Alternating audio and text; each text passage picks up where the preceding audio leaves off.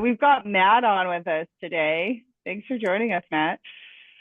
Thanks for having me. You betcha.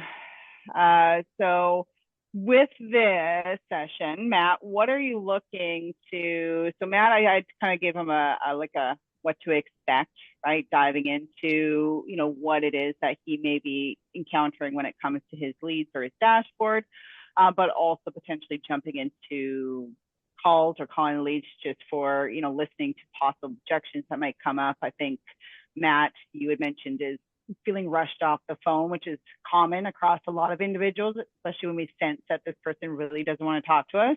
And then just trying to get off the call as fast as you can. So different ways to get over that hurdle, which, as I mentioned, probably applies to a lot of us.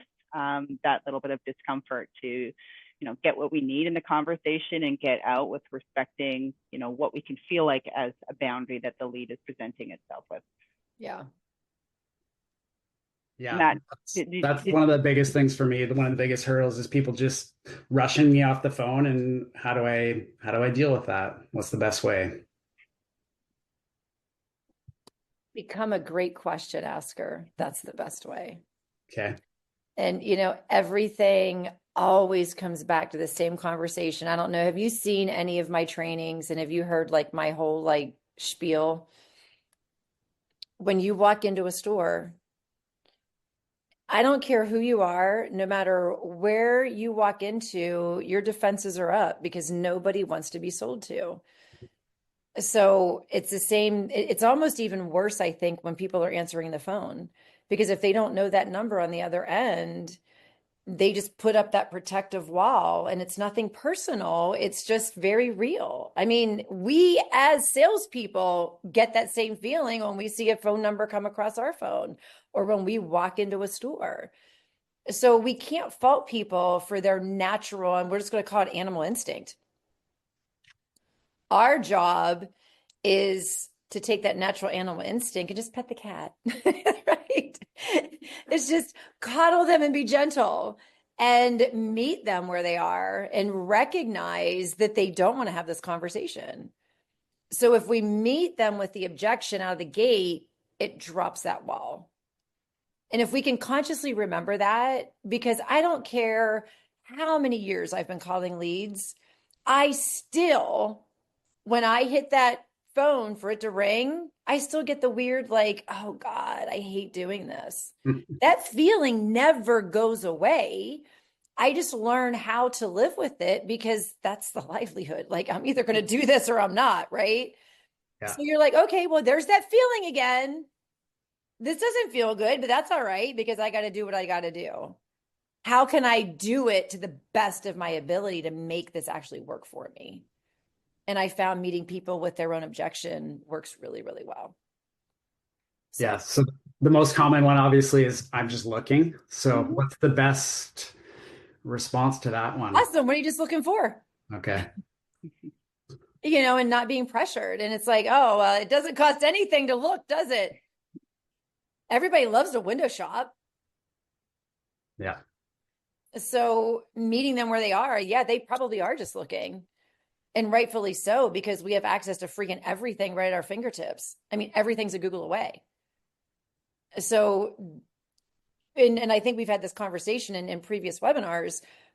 20 years ago, God, I don't even like how that sounds coming out of my mouth. 20 years ago, it was very new to people coming online looking for homes. But today, well, it was even 25 years ago, actually, but it was very new to people then. But technology has taken such a vast, like it just poosh. And then it's like, okay, everything, I can Google anything. Like, I mean, literally good. My daughter's getting married on the 11th of this month. And she just picked up my dress from the seamstress and she has like one more fitting she has to do with her dress. I'm like, I'm going to pay for your dress. And then I'm like, should I tip a seamstress? Google that shit, right? 20 years ago, you couldn't ask Google if you could, if it's like customary to like tip somebody, right? But we got ChatGPT and we got everything, right? There ain't anything that we can't ask. And people are now used to that. They don't need to talk to a human. and they become very comfortable not talking to humans. And that's really our biggest frustration, because it's not the same today as it was even 2 years ago calling leads. So we really have to adapt and change with the times, because people aren't answering their phones as much anymore. So how can we utilize a little bit more texting along with the attempts of the phone calls? Because the name of the game, it's not to put a sign in their yard or get them into a home. It's, I just want to get them to respond to me so I know where they are in the process. That's it. Yeah. So what's the game, right? Like, what is going to allow people to drop their defenses? And I really have to use my own experiences with my own shopping, of how do I feel whenever I shop? How do I feel when someone rings my phone? How do I feel when I'm calling someone's phone? And chances are 99.9% of the time, my phone is on do not disturb, and it just goes right to voicemail. Yeah. So I used to be the fan of saying, I don't have time to leave voicemails. I don't have time. I'm just trying to get through to that person that's going to answer the phone. But, and I think I can speak for everyone listening to this webinar today, our chances of someone answering that phone, even on that whole 15-second rule, the 4 rings, right? Our chances are becoming fewer and fewer of people answering their phones. And the chances are actually higher. This is just going to go right to voicemail, because so many people are on do not disturb because there's so many spam calls. And I don't know, do you all get the Google? If you have a business and you're on Google, I am so tired of Google trying to call me to set up my business account and get my business account right. Google has so many freaking phone numbers. I have about, I think I have 1,000 numbers blocked on my phone. Yeah. It's annoying. So, you know, what's our game? And literally what I have to think about, and, you know, I have these conversations with people, and it's so funny because I think like I'm the only person that does this. I have, this is the honest God truth. I have like commitment anxiety. So I will leave things in my Amazon cart forever. And they're like, shit, I need that tomorrow. I should have ordered it 2 days ago. Right. So I've learned that a lot of people are like that. They just don't want to make that final commitment. So if we're like that on things that we absolutely need, why aren't we going to be like that on buying a house? Because dang, right? Like if I don't have to, I don't want to, but it's fun to look. So if we know what's fun for them to look, think about, Matt, what was the last thing that you like looked at or looked for on Amazon? An umbrella for my daughter. Okay, so it's something for your daughter. Yeah. And was it something that she needed or that she wanted? She needed it. And so tell me about that process. For me, I just go on and do a quick search, find the one that's got the highest rating, and usually like that was a quick purchase. But I'm the same as you, where I will think about something and I'll be like, okay, I'll leave that in the cart, and then it sits there for forever. I'm exactly the same on certain things, but if it's a neat, like a must-have, I'm okay to like buy it right away. Bingo. Those are the people that you're looking for in your website. Yeah. Because they don't have another option. They're not just looking. Right. And all our job is to find out where they are in that process. Because that's with anything. If I walk into a store, the last thing I hate to do is ask a sales clerk where something is. Like, I hate to do that, because then I feel committed to buy something if I ask. I'm kind of over that now, but that's how I used to feel. Like if I ask you where something is and you show it to me, I'm like, I feel like I have to buy it.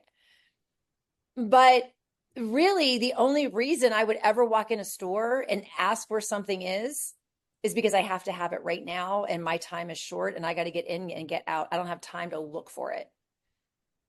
And that's really the way that the average person is right now. They have no time to shop. They got all the time in the world to look and dream and think about what it might look like to make the move. But when it actually comes down time to make that commitment, I just want to find my damn house and be done with it. Right? Just like what you ordered for your daughter. Like, I just got to get in there and search it. But to your point, did you Google it first or did you go right to Amazon? I go straight to Amazon. Yeah. You go straight to Amazon. And were there different prices and options that were within Amazon, right? Yeah. And you're looking for the best review with the best deal. Yeah. Exactly. So when it comes to consumers buying homes, unfortunately, you don't really care who that vendor was that was selling you that product. You just went with what it looked like on the website, what it looked like on the review. Yeah. Right? So unfortunately, there are a bajillion real estate agents out there, and buyers, sellers do not understand the difference between an agent that's going to work in their best interest and save them the most amount of money on a purchase or make them the most amount of money on a sale. They're just looking at a house and going, I need a damn real estate agent to let me in the door. I need a real estate agent to pop it on the MLS. They don't care who it is because they don't understand the process. And that's really what we're up against, not the leads. We're up against technology and their ease of access to convenience. So how can we position ourselves to be the most convenient? And the only way that we can position ourselves to be the most convenient with leads is to find out where they are in the process. So when that becomes the game, it kind of changes the way that we're working our database. So, you know, what I did 5 years ago, 10 years ago, 25 years ago, isn't the same as what we need to do now, because we really do need to enact that texting ability and rely on ChatGPT to help us really understand our database, our market, and what's happening that's going to get someone to respond. Because at the end of the day, if they respond, let's just say, for example, the question is, this is 2025. Do you plan on buying a home in 2026? It would be framed a lot different than that, but that's really the meat of what we're asking, right? It's a yes, no question. And when we're texting, we want yes, no's because we want it super simple. We don't want them to have to think about a response. So if they come back and say yes, okay, well, now we know they need a realtor in 2026. What's going to set me apart for them to remember me? And that's the second game. Because they're playing with a lot of other databases and websites.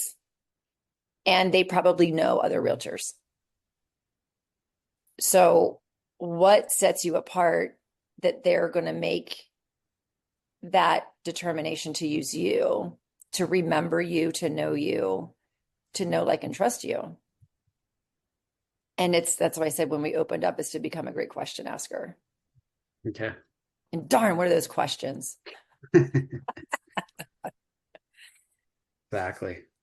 So tell me a little bit more about just looking. What's your typical response to that?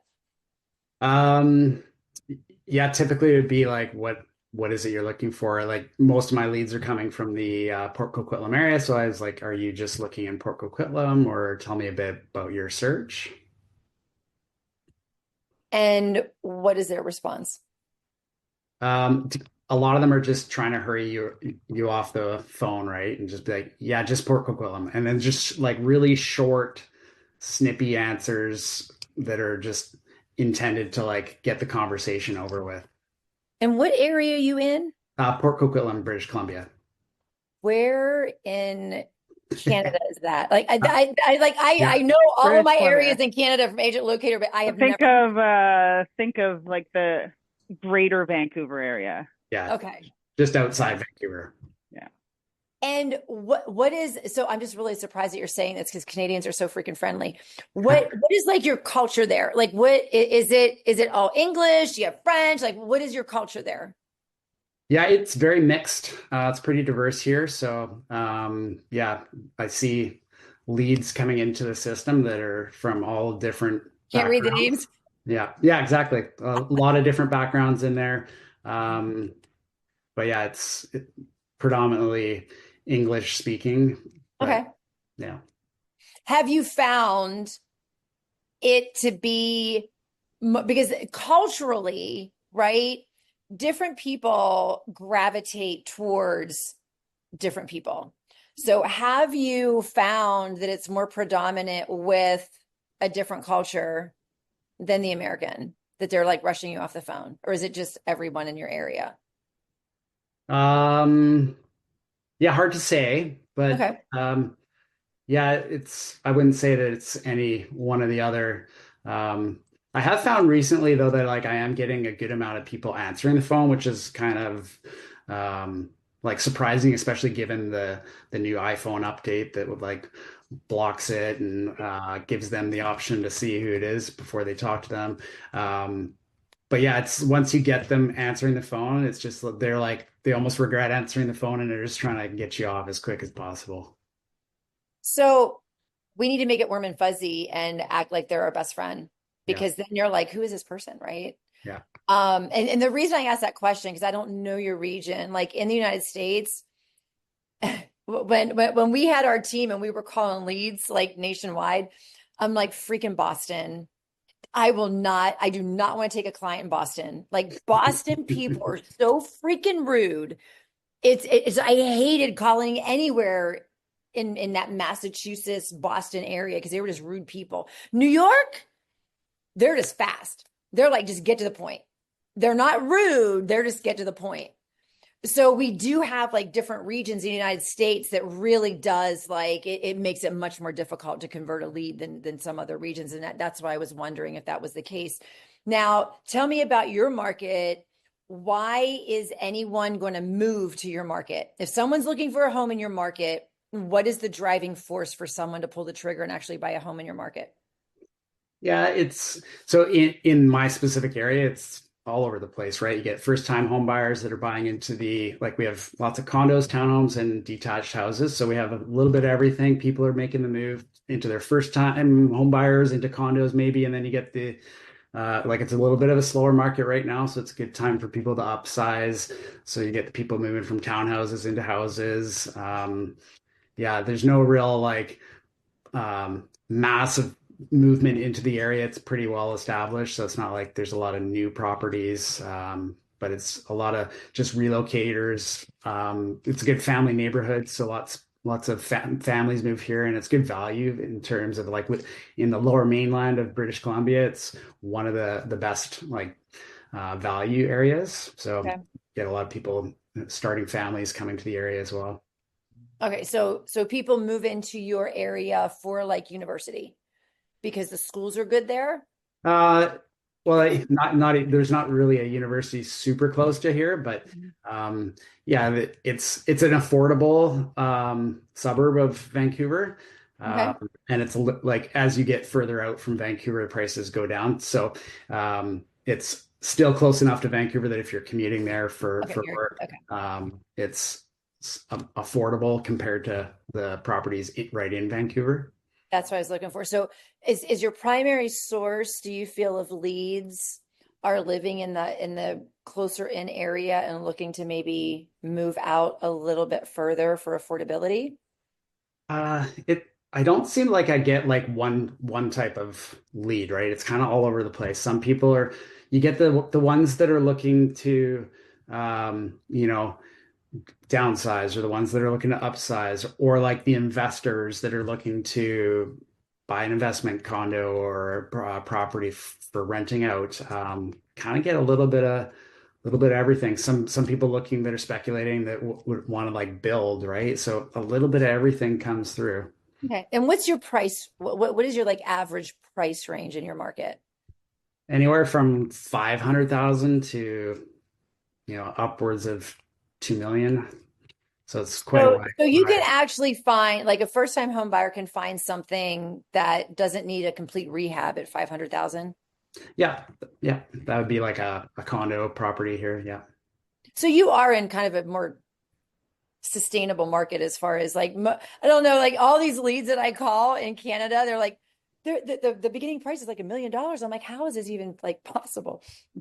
Okay, so you are dealing with a different, it sounds like the kind of the community that I was in. And the reason I'm asking is the more we know about why people are looking in our, let's call it the sandbox, the more we know our market, the more we understand the leads and what they're looking for, the easier it makes conversations to ask those questions. Because when we know our sandbox, when I was outside of the Washington, D.C. market, we were in the last county, an area that was commutable to D.C. It wasn't easily commutable, but it was commutable. And you literally had two different routes. You had Route 95 and Route 96. You could go west or you could go south. And I knew nobody liked to go south. But people moving into the area from different states or different countries, they didn't know that. So all they're doing is they're looking in these surrounding areas because they like what the prices are, because they're meeting their expectations on what they're seeing online. But we had so many people, because we were government relocation, we had so many people that were just trying to figure out, I can't literally live where I work because I can't afford it. Because this is the kind of house I want, and I'm forced to look in these areas. So knowing the habits of what draws people to your sandbox is so vitally important to be able to have those conversations with them, because a lot of people are just looking for that information. You know, if they're working in Vancouver and they're going to be, what is the commute like? Is it 15 minutes? Is it an hour? Is it, I mean, what are we looking at? Depends on the time Depends on traffic. Depends on the time of day. But I know, loaded question. Yeah, 45 minutes to like an hour and a half. Okay. Or more. So that's about where I was, right?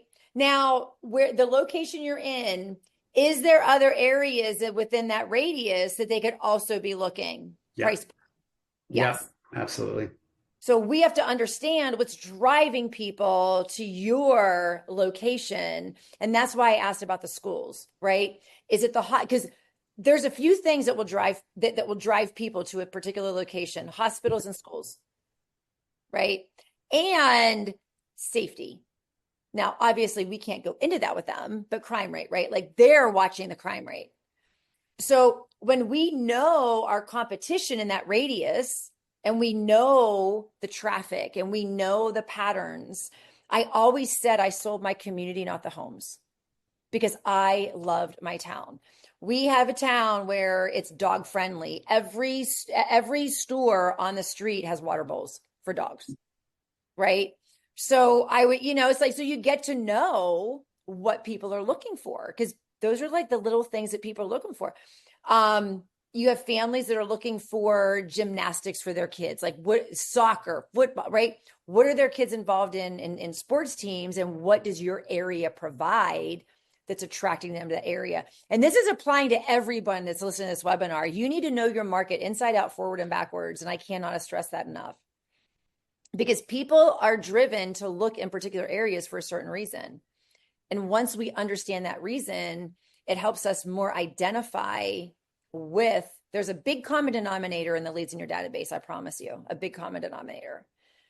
And once you like figure out that, let's call it the algorithm, it makes life a lot easier, because then those questions are pretty much the same. So where do you work? Right? And then I want to know, and then I kind of make it a science experiment. Like, what's making you look in this area? Where do you live now? What's making you look in this area? And then you start putting some pieces of the puzzle together. And that's how we really figure out the commodity of the people that are in our database, because majority of them are looking in that area for the same reasons. And I know in my area, it was price. Because what makes a sale happen, Matt? I mean, like, what makes you actually execute on something? What makes that sale happen when you're looking for something? Yeah, finding the right product in the right place, and it meets your expectation. Yeah. And that's the only way we pull the trigger. And, you know, like Christmas morning helps because you have to have the gift under the tree, or that birthday helps because, or your daughter needs it for a school project and she has to have it, right? So whatever it may be, there always has to be a reason that makes us pull the trigger. So our job as salespeople is to take their expectation and see if we can make that marriage happen. End of story. But if we don't have conversations with them, we don't even know what their expectations are or when they need those expectations met by. So with that being said, I don't mind making some phone calls. I totally don't mind jumping in the database if you want me to attempt to make some phone calls. Or we can just role play, because we can get a lot further maybe with role play, because we might get like idle like phone call time, but it's totally up to you. This is your next half hour. Yeah, I'm just looking at my notes that I had made before this. Maybe we could just talk about how best to like prioritize my time and my follow-up. I'm not very good. If people say something like, hey, give me a call next week, or even if I have a conversation with a lead and I'm like, okay, I need to follow up with them next week. They kind of just get lost. I'm not really good at, I'll put them in there. Like I'll use the tags in the CRM and I'll put them as like a 1 week tag. But then, I get busy with work and then I'm not back in there for like 2 weeks or something and I've missed my follow-up window. So how best to like stay on top of the follow-up? So if you have an appointment to go show a house, how do you follow through with that? 100%. Yeah. Okay. So if you have a great conversation with a lead and because it was a great conversation, if you do everything that you say you're going to do with your follow-up and follow-through, it's going to lead to that showing or that sign in the yard. When you schedule a showing, where does that appointment go? I use my iCalendar on the phone. Yeah. Do you use your iCalendar on your phone to do a follow-up phone call? Occasionally. Like you said, if it's a good conversation, and I don't know how you rate that, right? But if I have a really good conversation, absolutely that one will go into the calendar. If they're kind of like mediocre, if somebody's like, oh, call me next week, I'm not putting that in the calendar. I'll just somehow tag that as like a 1 week follow-up. And yeah, then they sometimes, or a lot of the time, fall between the cracks on that one. 100%. 100%. So here's my little tip and trick to avoid that. And this is really how the tags came about, because we truly do overtask ourselves because we're optimistic. We're going to close everything. Just put somebody in front of me. We're going to close them, right?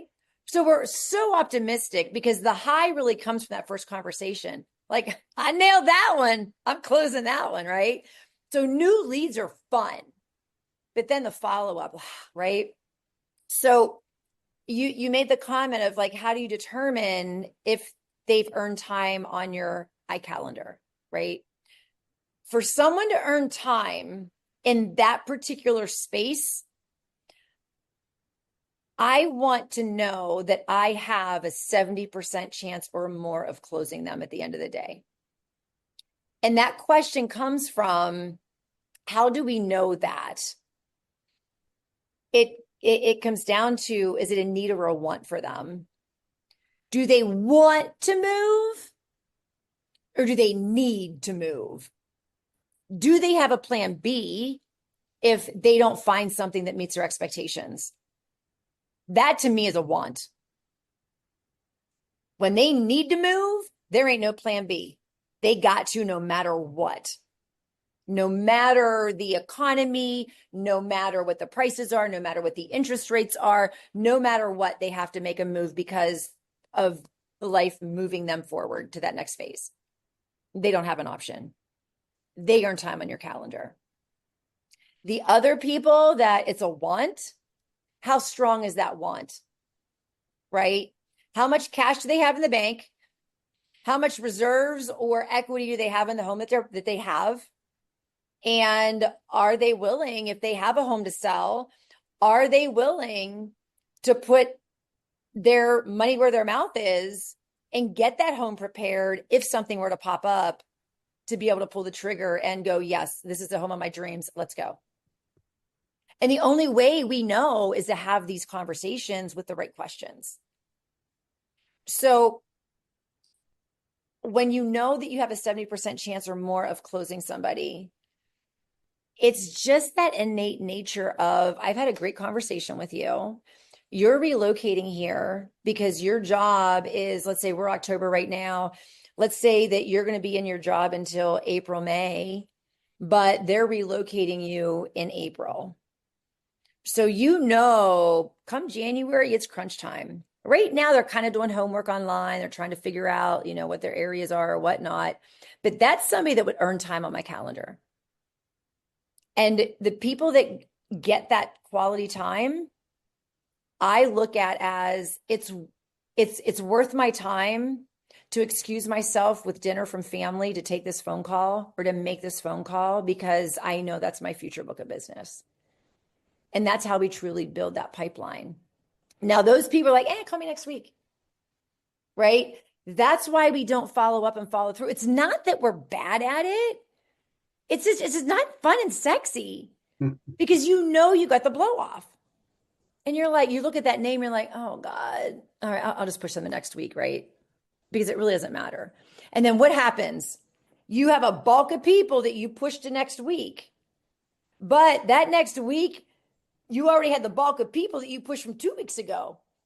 And they start collecting and collecting. You're like, oh my God, I got like 100 people that I got to follow up with to call me next week. Yeah. So how we like kind of filter through those is take me through a conversation, Matt, of someone that says, just call me back next week. Like, what did that look like?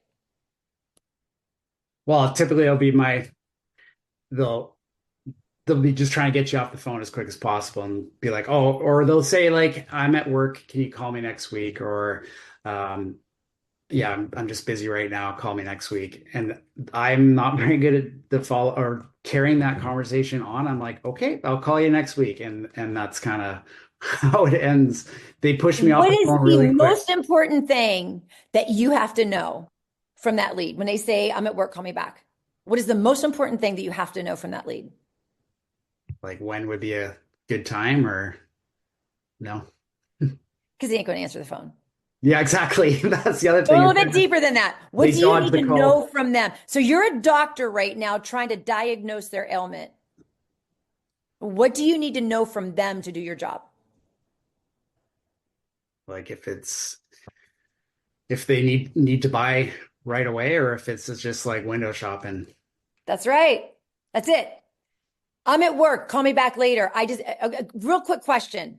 And everybody has time for it. And even if you lead it as, can I just ask you a fast question? No one ever says no and hangs up. They're like, yeah. And that's how you know they're rushing you off the phone, right? Well, can I just ask you a quick question? Instead of me calling you back, can I just ask you a quick question? Sure. When do you plan on making a home purchase? This year, next year, ever, never? And they don't even realize what happened, and they're going to give you the proper time frame. And they may say, oh, I'm just looking. Well, one more question. Hypothetically, if you were to make a purchase, what would it look like? Are we talking 1 year, 2 year, 10 years? Or is this your toe tag home and make them laugh? Right? That's all you need to know. Because I ain't wasting time calling you back next week if you ain't ever going to buy a house. Right? If you tell me to call you back later because you're at work, I'm probably not going to call you back later because, you're just blowing me off. Because if it's a need, you're going to talk to me. You're like, thank God you called. I need a house. We're just not at a convenient time for them. So if you just quick with that question, can I just ask you one quick question? When do you plan on making a move? And making a move kind of makes it like selling or buying, right? So we don't want to presume that they're buying a house because they may be selling a home. When do you plan on making a move? And that way we know, are they worth our time? And if they're like, I got to be out of my house by December, you're like, hell yeah, I'm calling you back next week. You earn time on my calendar, right? But when we ask those fast questions, when they're in the time crunch, they answer truthfully because they don't have time to make up a lie. Mm-hmm.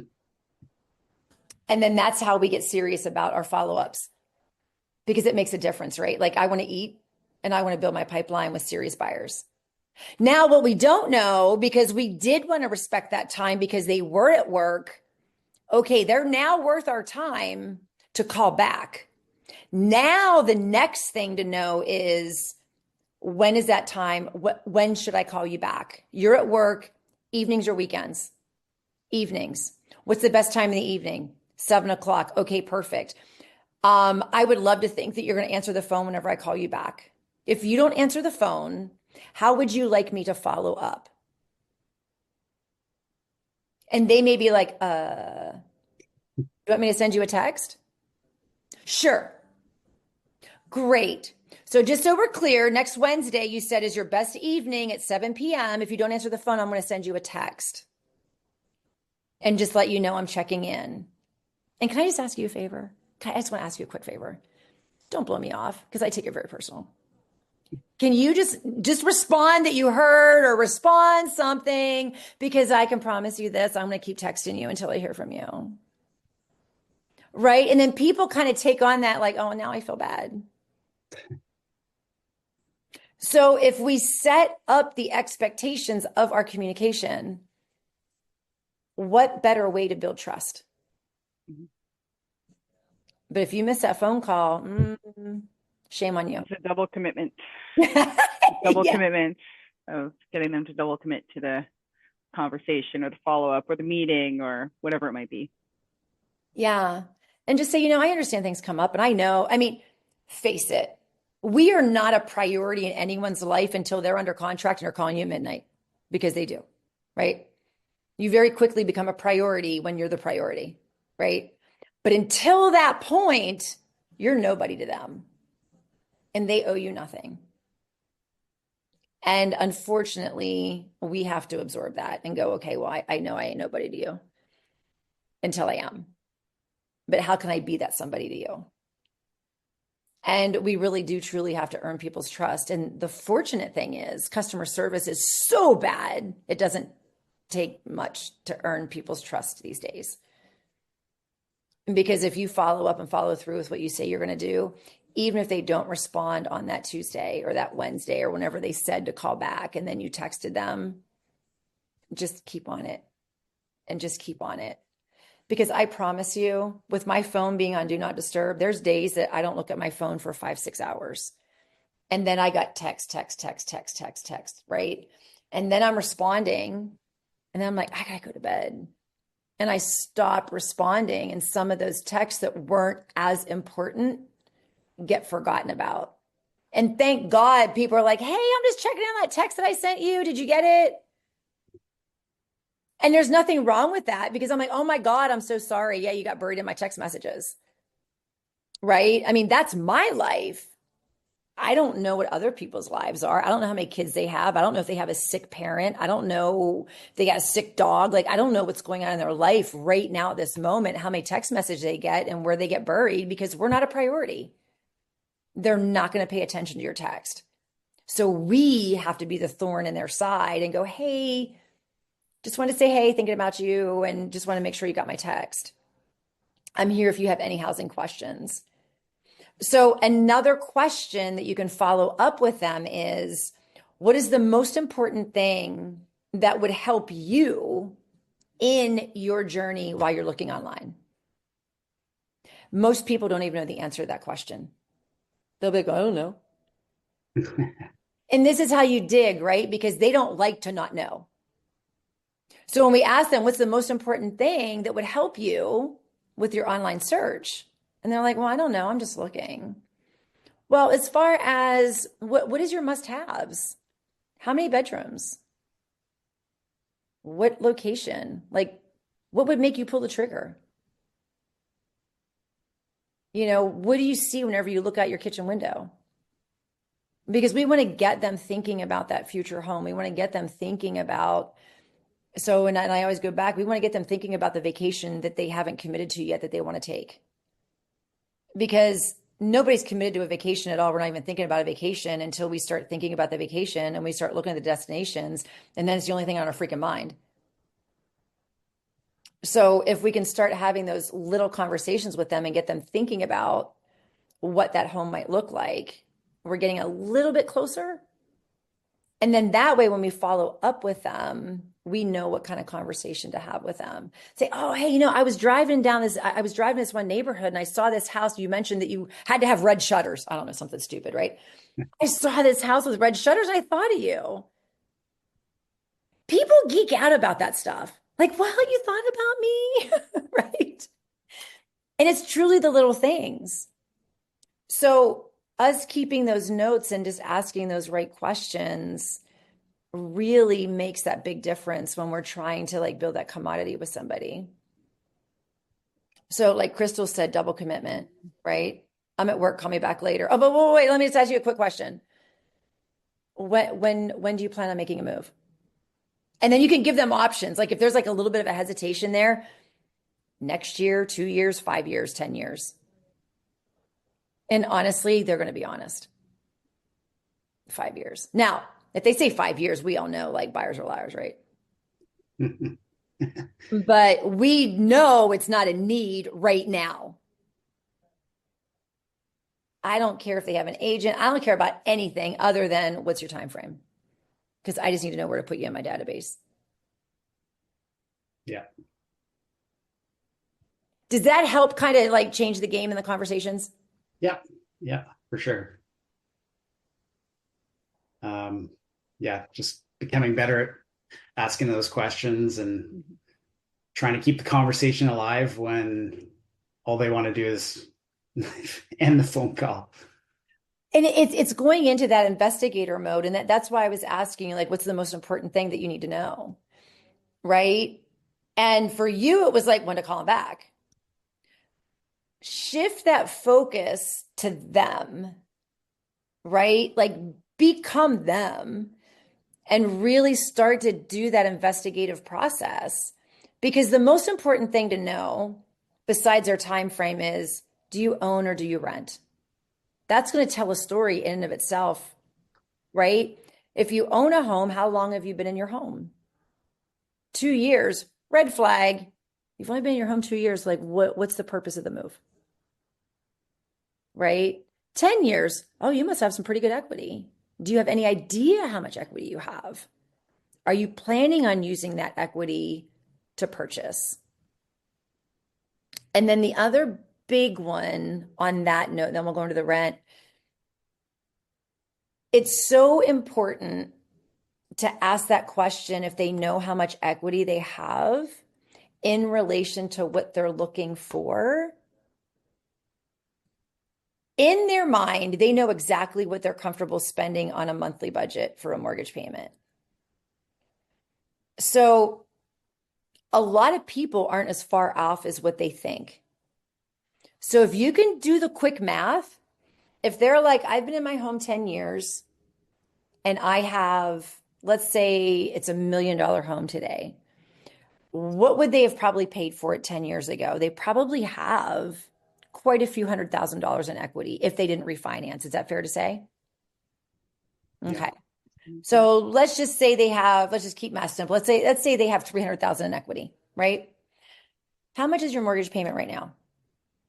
XYZ. How much are you looking for a new mortgage payment? Like what are you comfortable with?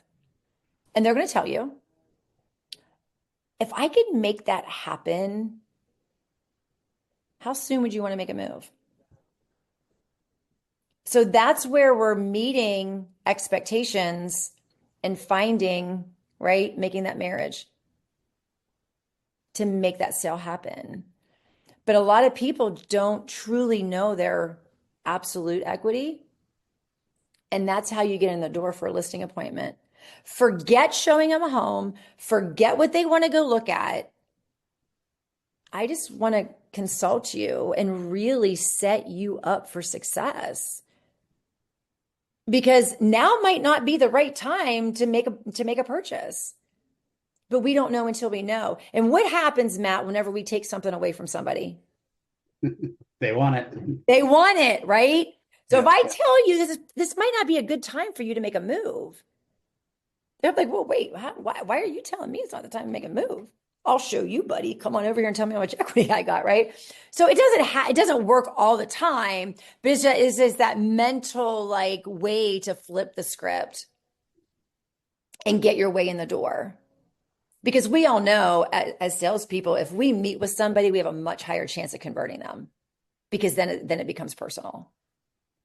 And if you're consulting with them and giving them information, say, you know what, I just want to set you up for success, because the last thing I want to have happen is you find that dream home online and you get all excited, but you're not prepared on the other end. And then it slips through your fingers, and then nothing else is going to meet your expectations. You're going to be in that home for another 5 years.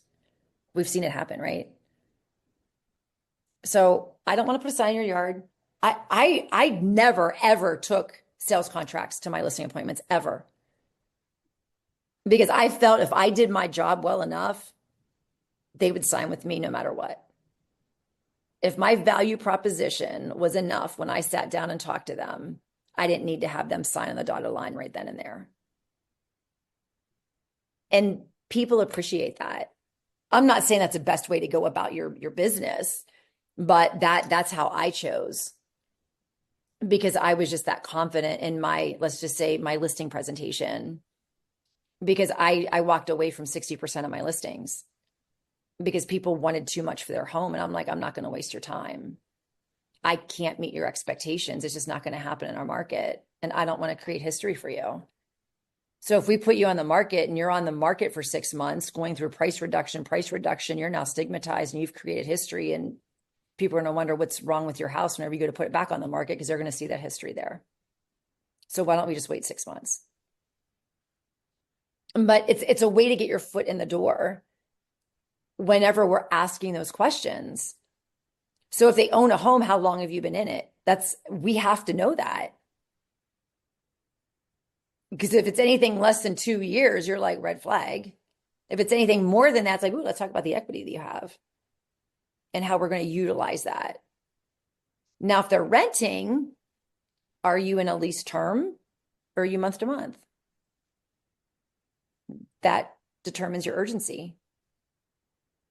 If they're in a lease term, you know their deadline. If they're month to month, there ain't no deadline. That's their plan B.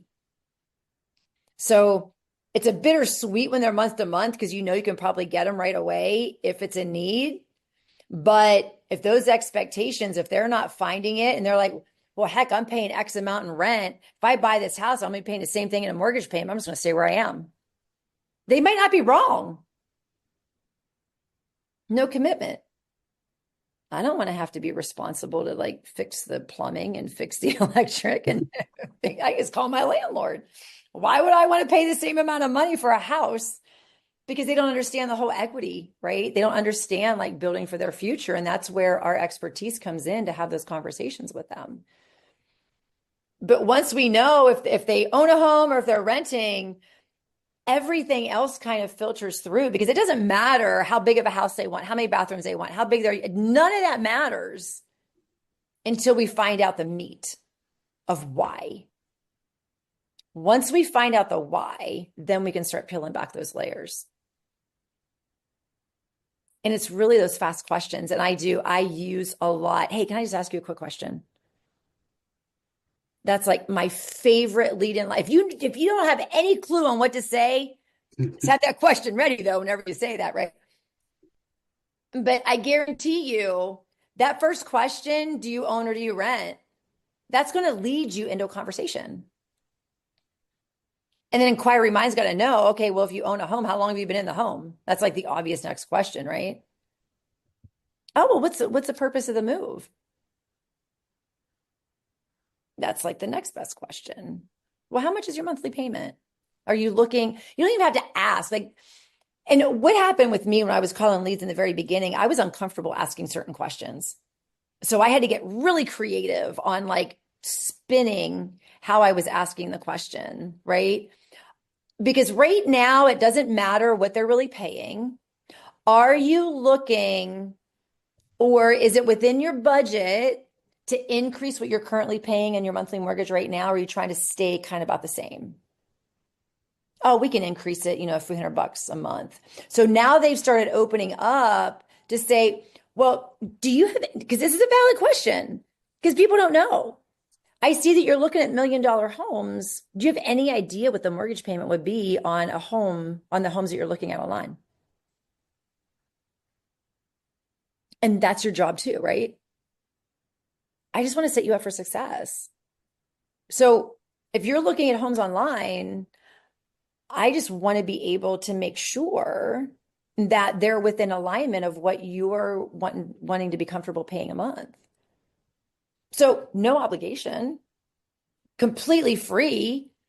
Just build your arsenal of educating yourself and talk to a lender. It doesn't cost you anything. They only have to run your credit. Just find out, depending on the equity that you have in your home and what you plan on putting down or whatever the scenario is, just prepare yourself.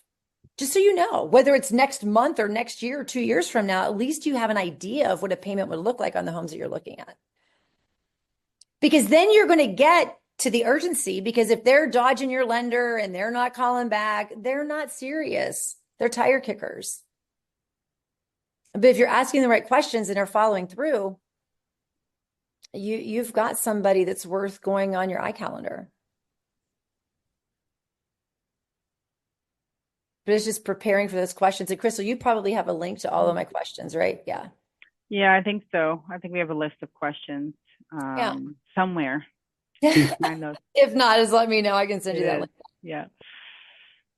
But that's really what it comes down to, Matt, is being able to cut to the chase whenever they try to blow you off the phone. Just say, hey, can I just ask you a quick question? When do you plan on making that move?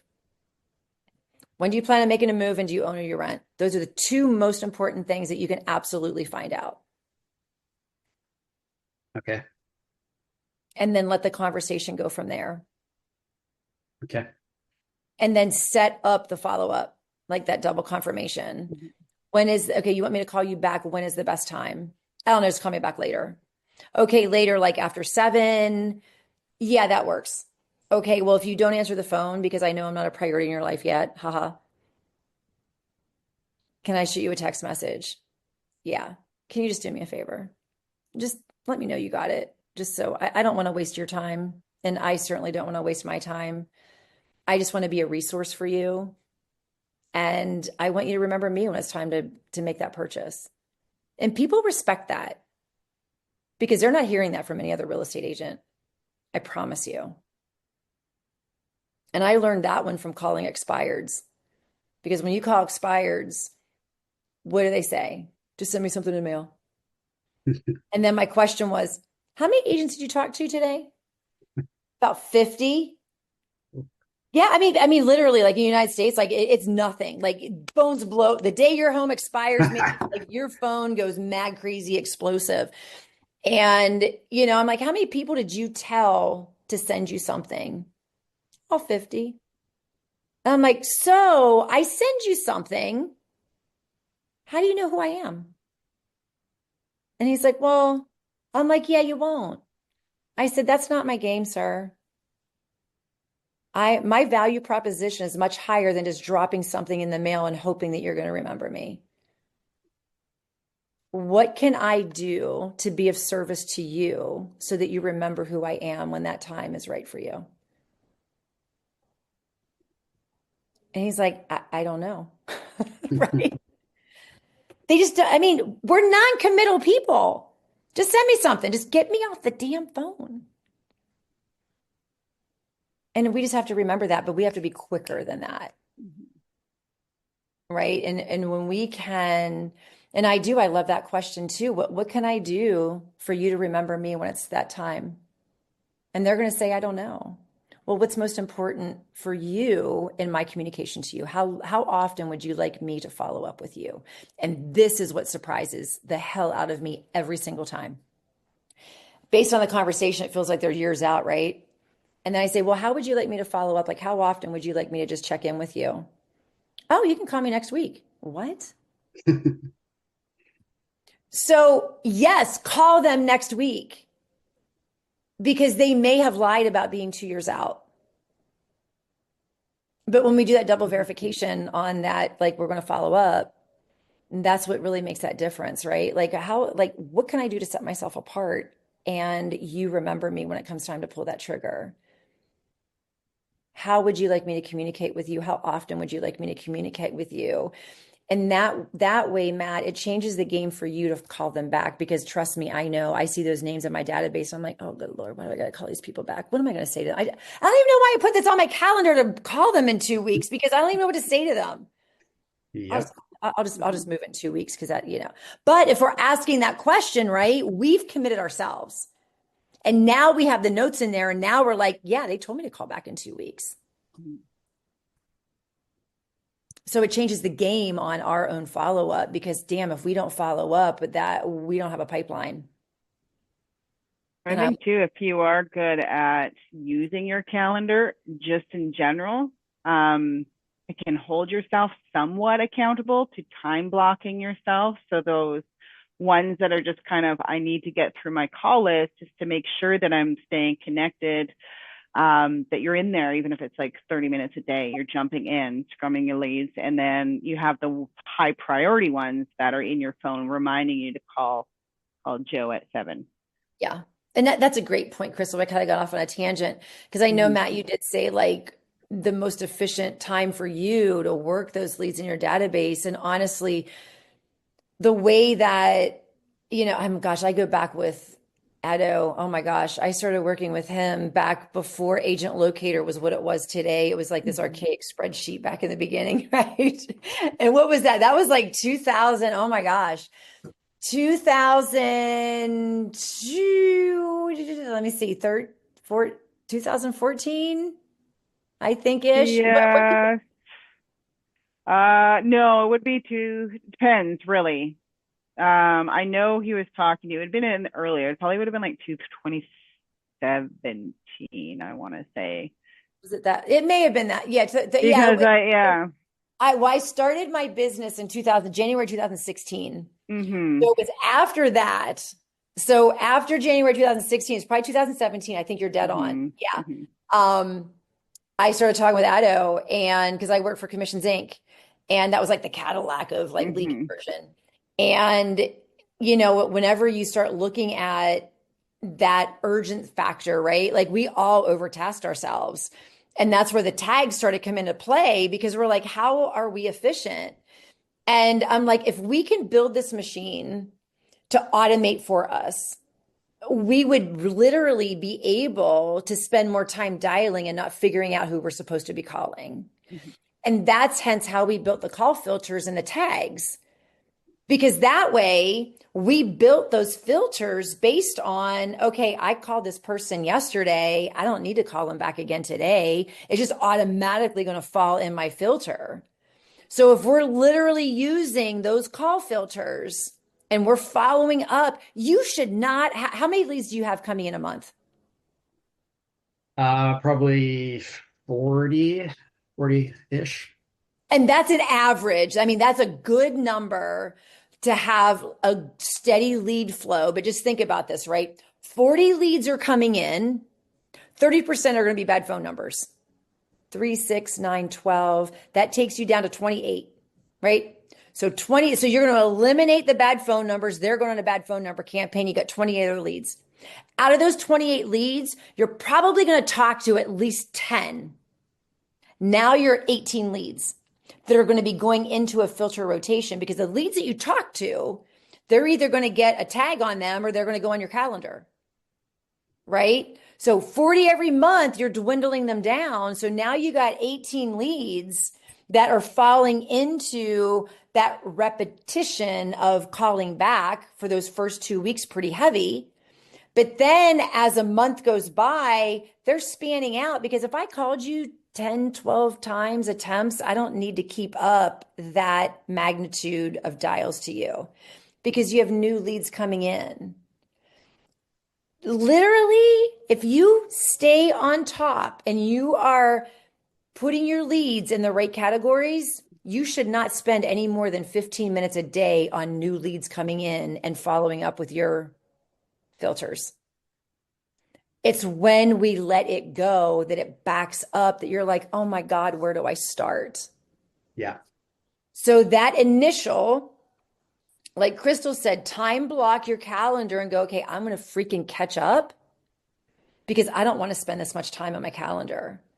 But if you really think about the process, right? If you're calling those leads as they're coming in and confirming if it's a bad phone number or not. And remember, if you're using the dialer, it doesn't confirm bad phone numbers out of the gate. It may ring, ring, ring, ring, ring, ring, ring, ring. So I like to let that first initial phone call go to a voicemail to see if it's an actual like real person, and then take the name down. If it's not automated, just make a note of the name if it's proper or not. But if it just doesn't do anything, it just keeps ringing, do a manual dial to confirm if it's a good number or not. Okay. Because that's a lot of extra time calling leads that are bad phone numbers that we haven't confirmed. And then they're not even on a bad phone number campaign. Right. So if you do that heavy work up front, you don't have as many leads to sift through as you're making those conversations and diversifying them within your database. And then you have an organized database. Yeah.